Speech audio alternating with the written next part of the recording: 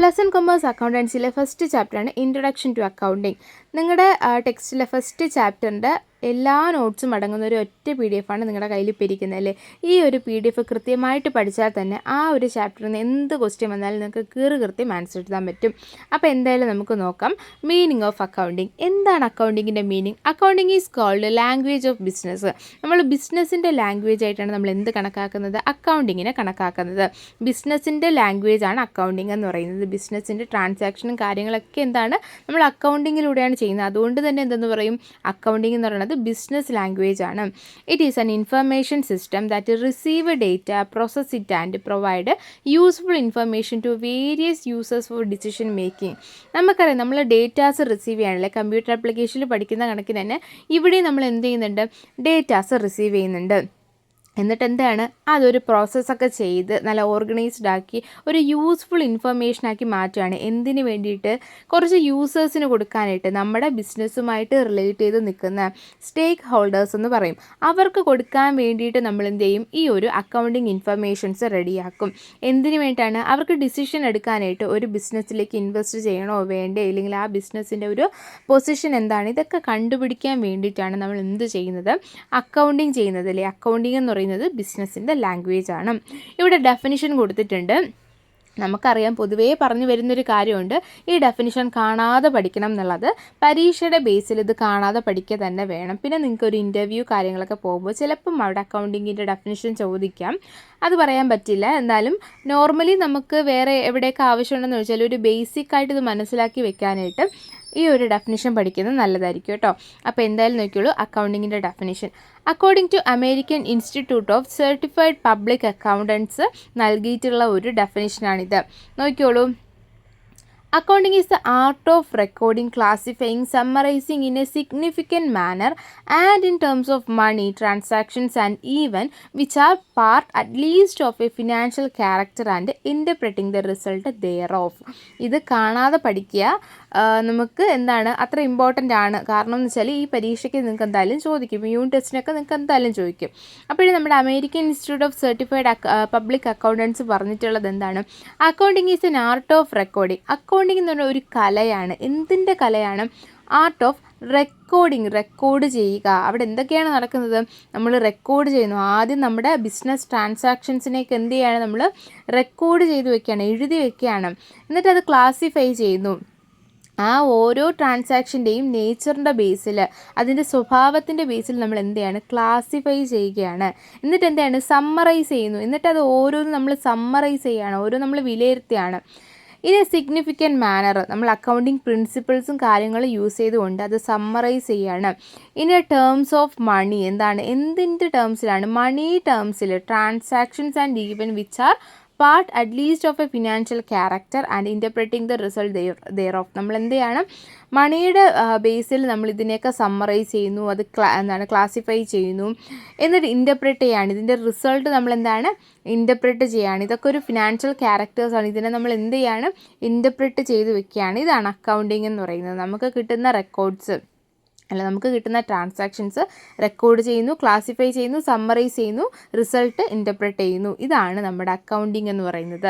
ഇതാണ് ആ അക്കൗണ്ടിങ്ങിൻ്റെ പ്രോസസ്സ് എന്ന് പറയുന്നത്. ഇത് നിങ്ങൾ കാണാതെ പഠിച്ചു വയ്ക്കുക. നിങ്ങൾക്ക് മനസ്സിലായി കാണുമെന്ന് പ്രതീക്ഷിക്കുന്നു. Accounting is an art of recording, classifying, summarising in a significant manner and in terms of money, transactions and even which are part at least of a financial character and interpret the result thereof. അടുത്ത features of accounting ആണ്. അക്കൗണ്ടിങ്ങിൻ്റെ features എന്തൊക്കെയാണ്? നോക്കിക്കോളൂ. എന്താണ് അക്കൗണ്ടിങ്ങിൻ്റെ features?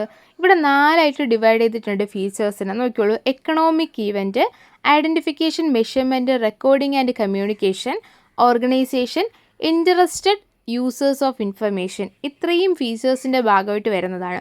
ഇതിൻ്റെ ഉള്ളിലാണ് നമ്മുടെ feature സ്വഭാവം കൊടുത്തിട്ടുള്ളത്. നോക്കിക്കോളൂ. ഈവൻ which can be measured in money or economic event.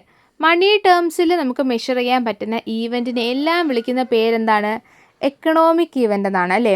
Money ടേംസിൽ measure ചെയ്യാൻ പറ്റുന്ന എല്ലാ ഈവൻസിനെയും വിളിക്കുന്ന പേര് എക്കണോമിക് ഈവൻ്റ് എന്നാണ്.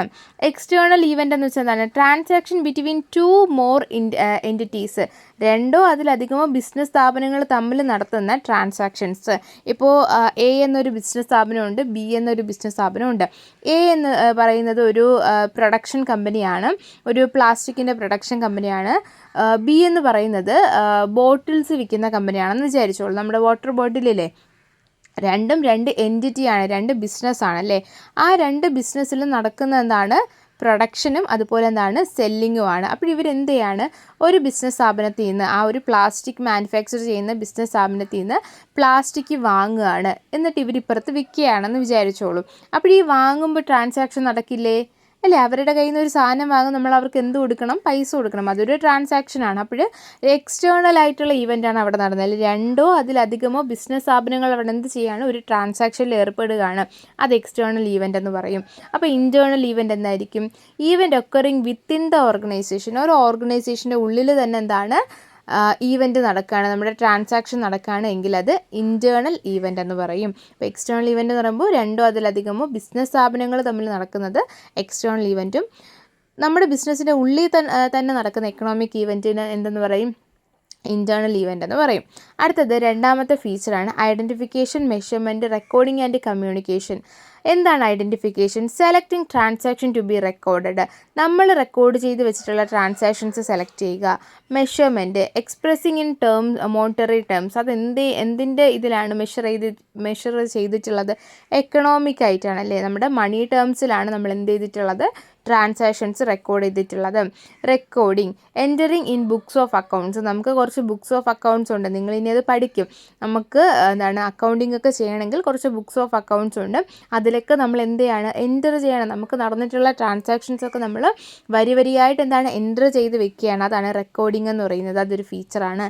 കമ്മ്യൂണിക്കേഷൻ എന്താണ്? പ്രൊവൈഡിങ് ഇൻഫർമേഷൻ ടു യൂസേഴ്സിന് എന്ത് കൊടുക്കുകയാണ്? നമ്മൾ തയ്യാറാക്കിയിട്ടുള്ള റെക്കോർഡും കാര്യങ്ങളും ആവശ്യമായുള്ള അക്കൗണ്ടിങ്ങിൻ്റെ ഇൻഫർമേഷനും എല്ലാം നമ്മൾ എന്താണ്?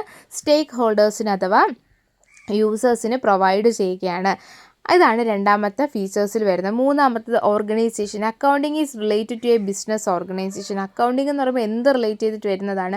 ബിസിനസ് ഓർഗനൈസേഷനെ റിലേറ്റ് ചെയ്ത് വരുന്നത്. ബിസിനസ് സ്ഥാപനം മാത്രമാണ് അക്കൗണ്ടിങ് തയ്യാറാക്കുന്നത്, നോൺ ബിസിനസ് സ്ഥാപനങ്ങളും അക്കൗണ്ടിങ് തയ്യാറാക്കുന്നുണ്ട്.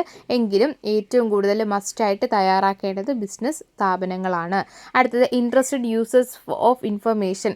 ഇത് നമ്മൾ പറഞ്ഞില്ലേ, ഇൻഫർമേഷൻസ് നമ്മൾ ആർക്ക് കൊടുക്കാറുണ്ട്? യൂസേഴ്സിന് കൊടുക്കാറുണ്ട്. ആരൊക്കെയാണ് നമ്മുടെ യൂസേഴ്സായിട്ട് വരുന്നത്? ഇൻറ്റേർണൽ യൂസറുണ്ട്, എക്സ്റ്റേണൽ യൂസറുണ്ട്. ഇൻറ്റേർണൽ യൂസേഴ്സും എക്സ്റ്റേണൽ യൂസേഴ്സും. ആരാണ് ഇൻറ്റേർണൽ യൂസേഴ്സ്? ഒരു ബിസിനസ് സ്ഥാപനത്തിൻ്റെ ഉള്ളിൽ വരുന്ന ഓണേഴ്സ് ആവട്ടെ, മാനേജേഴ്സ് ആവട്ടെ, ഡയറക്ടേഴ്സ് ആവട്ടെ, എംപ്ലോയീസ് ആവട്ടെ, ഇവരൊക്കെ എന്താണ്? ഇൻറ്റേർണൽ യൂസേഴ്സാണ്. നമ്മുടെ ബിസിനസ് സ്ഥാപനത്തിൻ്റെ ഉള്ളിൽ വരുന്ന എല്ലാ ആളുകളെയും നമുക്ക് എന്തെന്ന് പറയാം? ഇൻറ്റേർണൽ യൂസേഴ്സ് എന്ന് പറയാം. ഇവർക്ക് നമ്മുടെ ബിസിനസ്സിൻ്റെ പൊസിഷൻ അറിയണ്ടേ, നമ്മുടെ ബിസിനസ്സിൻ്റെ ഇൻഫർമേഷൻ അറിയണ്ടേ, അതുകൊണ്ടാണ് നമ്മൾ ഇൻറ്റേർണൽ യൂസേഴ്സായിട്ട് അവരെ കണക്കാക്കുന്നത്. അപ്പോൾ ആരൊക്കെയാണ് external users? External users direct interest ഉള്ളവരുമുണ്ട്, ഇൻഡയറക്റ്റ് ആയിട്ട് ഇൻട്രസ്റ്റ് ഉള്ളവരുണ്ട്. ഇൻട്രസ്റ്റ് എന്ന് വെച്ചാൽ എന്താണ്? ബിസിനസ്സിനോട് താല്പര്യമുള്ളവർ, അല്ലെങ്കിൽ ബിസിനസ്സിൻ്റെ കാര്യം അറിയാൻ ആഗ്രഹിക്കുന്നവർ. ഡയറക്റ്റായിട്ട് നമ്മുടെ ബിസിനസ്സുമായിട്ട് കണക്ട് ചെയ്ത് നിൽക്കുന്ന ആളുകളുണ്ട്, ഇൻഡയറക്റ്റായിട്ട് നമ്മുടെ ബിസിനസ്സുമായിട്ട് കണക്ട് ചെയ്ത് നിൽക്കുന്ന ആളുകളുമുണ്ട്. അപ്പോൾ ഡയറക്റ്റായിട്ട് കണക്ട് ചെയ്ത് നിൽക്കുന്ന ആളുകൾ ആരൊക്കെയാണ്? ഇൻവെസ്റ്റേഴ്സ്, ക്രെഡിറ്റേഴ്സ്, എംപ്ലോയീസ് ആണല്ലേ. നമ്മുടെ ബിസിനസ്സിൽ ജോലി ചെയ്യുന്ന എംപ്ലോയീസ് ഇൻറ്റേർണൽ യൂസേഴ്സുമാണ്. അതുപോലെ തന്നെ ബിസിനസ്സിന് പുറത്ത് നമ്മുടെ ബിസിനസ്സിന് വേണ്ടി വർക്ക് ചെയ്യുന്നവരുമുണ്ട്. അവരെന്താണ്? എംപ്ലോയീസ് തന്നെയാണ് അല്ലേ. അപ്പോൾ എംപ്ലോയീസ് ഉണ്ട്, ക്രെഡിറ്റേഴ്സ് ഉണ്ട്. ക്രെഡിറ്റേഴ്സ് എന്ന് വെച്ചാൽ ആരാണ്? നമുക്ക് പൈസ തരാനുള്ളവരാണ്, അല്ല നമ്മൾ പൈസ കൊടുക്കാനുള്ളവരാണ് ക്രെഡിറ്റേഴ്സ് എന്ന് പറയുന്നത്. നമ്മൾ പൈസ അങ്ങോട്ട് കൊടുക്കാനുണ്ടെങ്കിൽ അത് ക്രെഡിറ്റേഴ്സാണ്. ഇൻവെസ്റ്റേഴ്സ് എന്ന് പറയുമ്പോൾ എന്താണ്? നമ്മുടെ ബിസിനസ്സിലേക്ക് ഇൻവെസ്റ്റ് ചെയ്യുന്ന ആളുകൾ, നമ്മുടെ ബിസിനസ് വളരാൻ വേണ്ടിയിട്ട് അതിൻ്റെ എന്താണ് ക്യാപിറ്റലൊക്കെ ഒന്ന് ഇൻക്രീസ് ചെയ്യാൻ വേണ്ടിയിട്ട് നമുക്ക് ഇൻവെസ്റ്റ് ചെയ്യുന്ന, നമ്മുടെ ബിസിനസ്സിലേക്ക് ഇൻവെസ്റ്റ് ചെയ്യുന്ന ആളുകളെ നമുക്ക് ഇൻവെസ്റ്റേഴ്സ് എന്ന് പറയും. ഇവരൊക്കെ ഡയറക്റ്റ് ബിസിനസ്സുമായിട്ട് ഇൻട്രസ്റ്റ് ഉള്ള ആളുകളാണ്. അപ്പോൾ ഇൻഡയറക്റ്റ് ആയിട്ട് ഇൻട്രസ്റ്റ് ഉള്ള ആളുകൾ ആരൊക്കെയാണെന്ന് വെച്ചാൽ, ഇൻഡയറക്റ്റ് ആയിട്ടെന്ന് വെച്ചാൽ അവർ ഡയറക്റ്റ് നമ്മളോട് ഒരു ബന്ധവുമില്ല, പക്ഷെ അവരുടെ ചില കാര്യങ്ങൾ എന്താണ് നമ്മുടെ ബിസിനസ്സിനെ ഇൻഫ്ലുവൻസ് ചെയ്യുന്നുണ്ട് എന്നുണ്ടെങ്കിൽ അവരെയാണ് നമ്മൾ ഇൻഡയറക്റ്റ് ഇൻട്രസ്റ്റ് എന്ന് പറയുന്നത്. അങ്ങനെ ഇൻഡയറക്റ്റ് ഇൻട്രസ്റ്റ് ഉള്ള യൂസേഴ്സ് ആരൊക്കെയാണ്? കസ്റ്റമേഴ്സ് ഉണ്ടല്ലേ. കസ്റ്റമർ നമ്മളുമായിട്ട് ഡയറക്റ്റും അവർ കോൺടാക്റ്റ് ഉണ്ട്, എന്നാൽ ഇൻഡയറക്റ്റ് ആയിട്ടും കോൺടാക്റ്റ് ഉണ്ടല്ലോ. എന്ന് വെച്ചാൽ കസ്റ്റമേഴ്സിൻ്റെ താല്പര്യവും ട്രെൻഡും കാര്യങ്ങളും മനസ്സിലാക്കിയിട്ട് നമുക്ക് എന്ത് ചെയ്യാൻ പറ്റുള്ളൂ. നമ്മളിപ്പോൾ ഒരു പ്രൊഡക്ഷൻ കമ്പനിയാണ്, ഇല്ലെങ്കിൽ നമ്മളൊരു മാനുഫാക്ചറിങ് കമ്പനിയൊക്കെ ആണ് എങ്കിൽ അതിനനുസരിച്ചുള്ള പ്രോഡക്റ്റും കാര്യങ്ങളും നമുക്ക് മാനുഫാക്ചർ ചെയ്യാനായിട്ട് പറ്റുള്ളൂ. അടുത്തത് ഗവൺമെൻറ് ആണ്. ഗവൺമെൻറ് ഇൻഡയറക്റ്റ് ആയിട്ട് നമ്മുടെ ബിസിനസ്സുമായിട്ട് ഇൻട്രസ്റ്റ് ഉള്ളതാണ്. എങ്ങനെയാണ് നമ്മുടെ ബിസിനസ്സിലെ പോളിസി റൂൾസൊക്കെ നമ്മൾ ഓൾസോ എവിടെ നിന്ന് ആണ് നോക്കി ചെയ്യുന്നത്? ഗവൺമെൻറ്റിൻ്റെ റൂൾസിൻ്റെ ബേസിലാണ് അല്ലേ. ഗവൺമെൻറ് കൊണ്ടുവരുന്ന റൂൾസും റെഗുലേഷൻസ് ആര് ഫോളോ ചെയ്യണം നിർബന്ധമുണ്ട്? ബിസിനസ് സ്ഥാപനങ്ങൾ ഫോളോ അപ്പ് ചെയ്യണം. അപ്പോൾ ഗവൺമെൻറ് ഓൾസോ നമ്മുടെ എന്താണ് സ്റ്റേക്ക് ഹോൾഡേഴ്സായിട്ട് മാറുകയാണ്. നമ്മുടെ ബിസിനസ്സിൻ്റെ വളർച്ച ശ്രദ്ധിക്കുന്നുണ്ട് ആര്? ഗവൺമെൻറ്. നമ്മൾ അവർക്ക് ടാക്സ് കൊടുക്കുന്നുണ്ട്. അപ്പോൾ ഓൾസോ നമ്മൾ തമ്മിൽ എന്തായിരിക്കും? ഒരു കണക്ഷൻ കാണും. അടുത്തത് ട്രേഡ് അസോസിയേഷൻസ് വരുന്നുണ്ട്. ട്രേഡ് റിലേറ്റ് ചെയ്തിട്ടുള്ള അസോസിയേഷൻസ് ഉണ്ട്, ലേബർ യൂണിയൻസ് ഉണ്ട്, സ്റ്റോക്ക് എക്സ്ചേഞ്ച് ഉണ്ട്, സെബി, അതുപോലെ രജിസ്ട്രാർ ഓഫ് കമ്പനീസ്. ഇതൊക്കെ എന്താണ്? നമ്മുടെ ഇൻഡയറക്റ്റ് ഇൻട്രസ്റ്റ് ഉള്ള യൂസേഴ്സാണ്. നിങ്ങൾ ഈ ഒരു ട്രേഡ് അസോസിയേഷൻസ്, ലേബർ യൂണിയൻസ്, അതുപോലെ സ്റ്റോക്ക് എക്സ്ചേഞ്ച്, ഇവരെയൊക്കെ കുറിച്ച് നിങ്ങൾ ഇനി അങ്ങോട്ട് ഒരുപാട് ടോപ്പിക്സ് കഴിയുമ്പോൾ നിങ്ങൾ പഠിക്കും. അപ്പോൾ എന്തായാലും ഇത് ജസ്റ്റ് ഒന്ന് പേര് മനസ്സിലാക്കി വയ്ക്കുക. ട്രേഡ് യൂണിയൻസ്, ലേബർ യൂണിയൻസ്, ലേബറിൻ്റെ അസോസിയേഷൻസ് ആണ് ഉദ്ദേശിക്കുന്നത്. സ്റ്റോക്ക് എക്സ്ചേഞ്ച് ചെയ്യുന്നവരുണ്ട്. അതുപോലെ തന്നെ സെബി, നമ്മുടെ stock exchange board of India ആണ്. അതുപോലെ രജിസ്ട്രാർസ് ഓഫ് കമ്പനീസ്, നമ്മുടെ കമ്പനി രജിസ്റ്റർ ഉണ്ട്. അവർക്കൊക്കെ എന്താണ്? നമ്മുടെ ബിസിനസ്സുമായിട്ട് ഇൻഡയറക്റ്റ് ആയിട്ട് എന്താണ്? ഇൻട്രസ്റ്റ് ഉള്ളവരാണ്.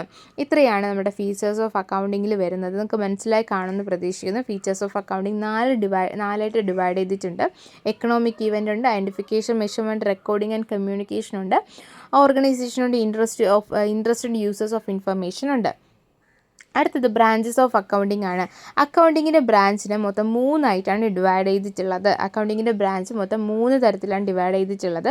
ഫിനാൻഷ്യൽ അക്കൗണ്ടിങ് ഉണ്ട്, കോസ്റ്റ് അക്കൗണ്ടിങ് ഉണ്ട്, മാനേജ്മെൻറ്റ് അക്കൗണ്ടിങ് ഉണ്ട്. എന്തൊക്കെയാണ്? Financial accounting, cost accounting, management accounting. എന്താണ് ഫിനാൻഷ്യൽ അക്കൗണ്ടിങ്?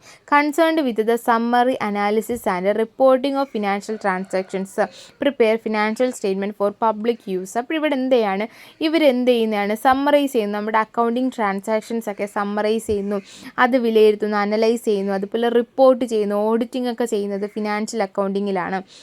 അടുത്ത കോസ്റ്റ് അക്കൗണ്ടിങ് എന്താണ്? Recording, classifying, analysing, summarising and allocating cost. ഇവിടെ കോസ്റ്റ് മാത്രമേ അവരെന്ത് ചെയ്യുന്നുള്ളൂ? റെക്കോർഡ് ചെയ്യുന്നുള്ളൂ, ക്ലാസിഫൈ ചെയ്യുന്നുള്ളൂ, വിലയിരുത്തുന്നുള്ളൂ, അനലൈസ് ചെയ്യുന്നുള്ളൂ, സമ്മറൈസ് ചെയ്ത് വെക്കുന്നുള്ളൂ, അലോക്കേറ്റ് ചെയ്യുന്നുള്ളൂ. കോസ്റ്റാണ് ഇവിടെ മെയിനായിട്ട് വരുന്നത്. കോസ്റ്റ് അക്കൗണ്ടിങ്ങിൽ ഹെൽപ്സ് ഇൻ കൺട്രോളിങ് കോസ്റ്റ്. ഇവരെന്ത് ചെയ്യുന്നുണ്ട്? കോസ്റ്റ് കൺട്രോൾ ചെയ്യാൻ വേണ്ടി ഹെൽപ്പ് ചെയ്യുന്നവരാണ് കോസ്റ്റ് അക്കൗണ്ടൻസ് എന്ന് പറയുന്നത്. അടുത്ത മാനേജ്മെൻറ്റ് അക്കൗണ്ടിങ് ആണ്. Prepare management reports and accounts. ഇവിടെ എന്ത് ചെയ്യാണ്? മാനേജ്മെൻറ്റിൻ്റെ റിപ്പോർട്ട്സും കാര്യങ്ങളും പ്രിപ്പയർ ചെയ്യുന്നത് മാനേജ്മെൻറ്റ് അക്കൗണ്ടൻ്റ് ആണ്. Provide accurate and timely information for day to day and short term decision. നമുക്ക് പെട്ടെന്ന് ഒരു ഡിസിഷൻ എടുക്കണം, നിങ്ങൾ ഡേ ടു ഡേ ഡിസിഷൻ മേക്കിങ്ങിനൊക്കെ ഇൻഫർമേഷൻസ് പ്രൊവൈഡ് ചെയ്യുന്നത് മാനേജ്മെൻറ്റ് അക്കൗണ്ടിങ്ങിൽ നിന്നാണ്. അപ്പോൾ ബ്രാഞ്ചസ് ഓഫ് അക്കൗണ്ടിങ് 3 തരത്തിലാണ്: financial accounting, cost accounting, management accounting.